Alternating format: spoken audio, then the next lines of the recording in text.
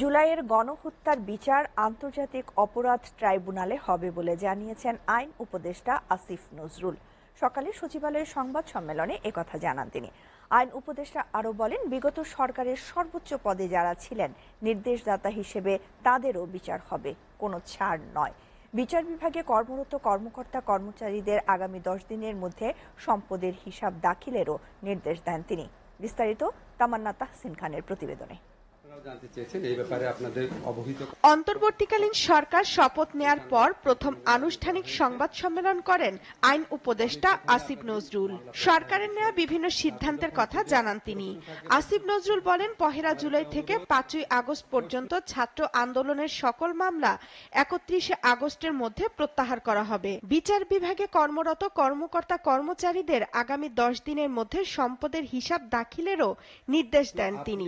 আন্তর্জাতিক অপরাধ আদালতে তখনই যেতে পারবেন যদি আপনি নিজস্ব অপরাধ আদালতে এটার বিচার করতে আনউইলিং, অনিচ্ছুক বা আনেবল, অসমর্থ হন। তিনি জানান, জুলাইয়ে গণহত্যার জন্য বিচারের আওতায় আনা হবে সদ্য সাবেক প্রধানমন্ত্রী শেখ হাসিনা সহ অন্য নির্দেশদাতাদের। আমাদের ইনভেস্টিগেশন টিম থাকে, তারা কাজ করবে জাতিসংঘের তত্ত্বাবধানে।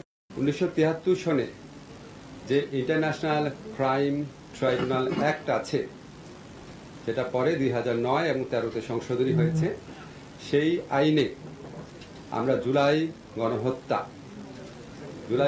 বলতে আমি অগাস্টের প্রথম 5 দিনের গণহত্যার কথা বোঝাচ্ছি। এটার জন্য দায়ী যে ব্যক্তিবর্গ আছেন, উনাদের বিচারের জন্য বিগত সরকারের সর্বোচ্চ পর্যায়ে ব্যক্তিদের সংশ্লিষ্টতা খতিয়ে দেখে উনাদেরও বিচার করা সম্ভব বলে এটা আমরা মনে করছি। আওয়ামী লীগ সরকারের আমলে যারা গুম হয়ে আয়নাঘরে ভুক্তভোগী ছিলেন তারা চাইলে আন্তর্জাতিক অপরাধ ট্রাইব্যুনালে মামলা করতে পারবেন বলেও জানান তিনি।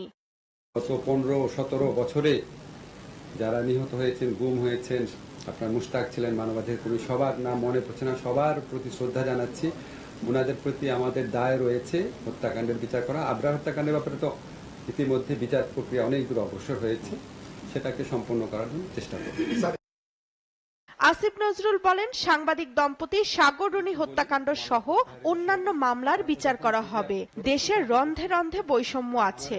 ধর্মের ভিত্তিতে, রাজনৈতিক ভিত্তিতে যত বৈষম্য রয়েছে তা আগে নিরসন করা হবে বলেও জানান তিনি। সবাই ভালো থাকবেন। তামান্না তাহসিন খান, এসটিভি, ঢাকা।